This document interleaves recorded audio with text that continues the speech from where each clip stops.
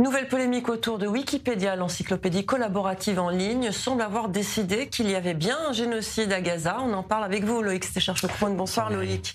Une page y est même consacrée à ce fameux génocide à Gaza. Effectivement, une page à charge, faut-il le rappeler. C'est assez long, si vous voulez tout lire. Prenez votre mal en patience. Près de 6h30 au total. Et cela commence ainsi. Écoutez bien, Mairie.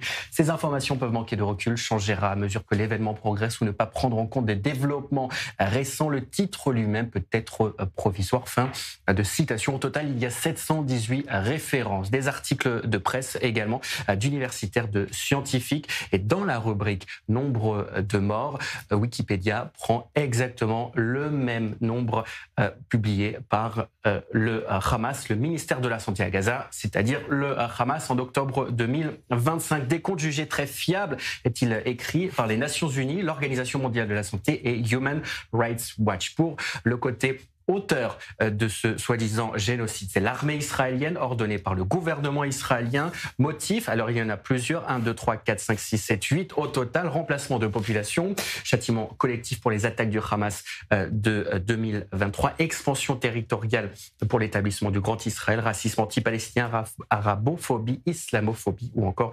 sionisme. Voilà. Et presque pas peu de mots concernant l'attaque également du 7 octobre.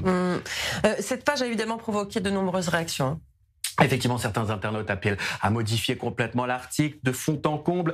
D'autres demandent de traduire Benjamin Netanyahou en justice devant la CPI, la Cour pénale internationale. En tout cas, ce n'est pas la première fois que Wikipédia est confronté à ce type de polémique. Il y a eu un exemple assez récent.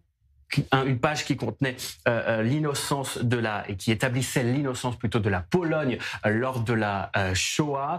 Autre exemple également, une enquête de l'Anti-Defamation League qui date de cette année, en début d'année, qui mettait en lumière une manipulation, je cite, systématique des contenus sur Wikipédia en faveur des positions anti-israéliennes. En parlant que ce sont des internautes qui rédigent ces pages.